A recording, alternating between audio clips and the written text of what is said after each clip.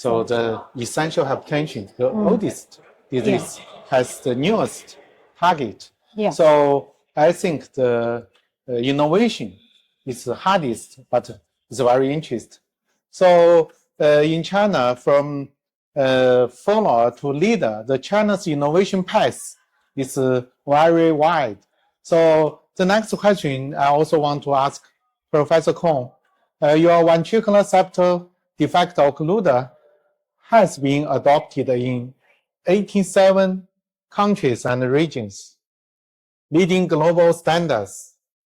Now, you deliver an original Chinese solution for hypertension. What is the key breakthrough for China to lead global hypertension innovation? And how might Kong's reshape global hypertension treatment paradigms? Okay, thank you. It's a very sharp question. Sure is.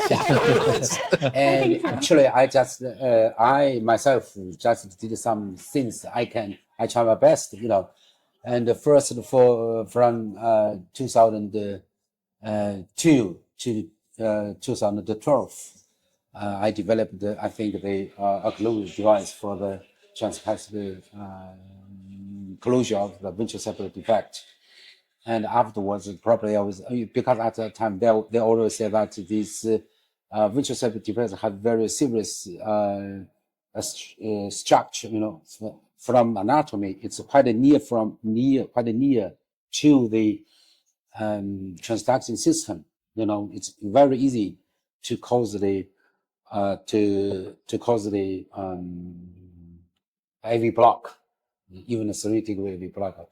But after we have experimented for many times, I found that we can finally design a device can stop the flow from left to the right, and soft enough to result.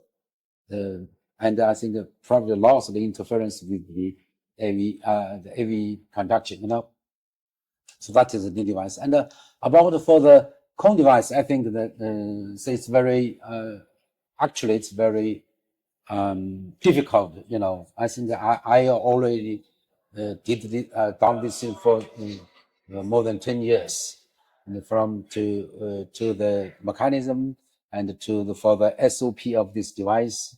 And this device, I have 30 engineers myself, and worked for almost 8 years to have such kind of device. Because I should have the for the dosage of the ultrasound at the perirenal should be very precise. Otherwise, because it's quite near from the kidney. What resolution do you have with the ultrasound beam? I'm sorry. What's the resolution of the beam of the ultrasound? Yeah. How wide is the beam? Yeah, you mean the beam? It's we have some focus. Focus lesson that we probably will have almost the first and 100 beam of the lower energy of the ultrasound, and all this 100 beam of the ultrasound focused at the site of the perirenal tissue, and the local temperature is very high. But on the way, there was no. What about collateral damage?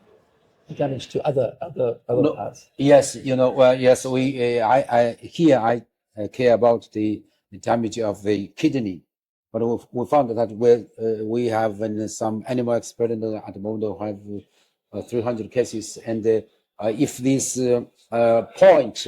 focused point is 2 millimeter, 2 centimeters. 2 centimeters. 2 centimeters away from the kidney, it's okay without the interfering with the kidney. But it's right now we just for the kidney side, we should have 2 centimeters away. It's okay without any injury of the kidney. That's okay. And the other place, if the temperature about 50 or 55 centigrade, then it can damage the afferent nervous, but without any very serious interference with the fatty cells. So the structure of the perirenal tissue is still okay after the treatment. So but that should have some other problem for us with the clinical evaluation. So Now, how long will that take to have a clinical evaluation? Is it ready? Is the device ready for clinical evaluation? Yes, right now we have already. Yes, we have. I did a randomized clinical trials for the Xiangqing Kong study in three hospitals in China, and we did 80 patients. 40 for the treatment by the device, another 40 is sham control. And we found that there was a 4 millimeter mercury decrease for the ambulatory systolic blood pressure at the 3-month follow-up. Just the one treatment once. One time. Just once only. Well, once only. One treatment, and afterwards we follow up after the 1 month and the 3 months. And for the 24 hours ambulatory systolic probably was 4.5 millimeter mercury decrease. And interestingly, in the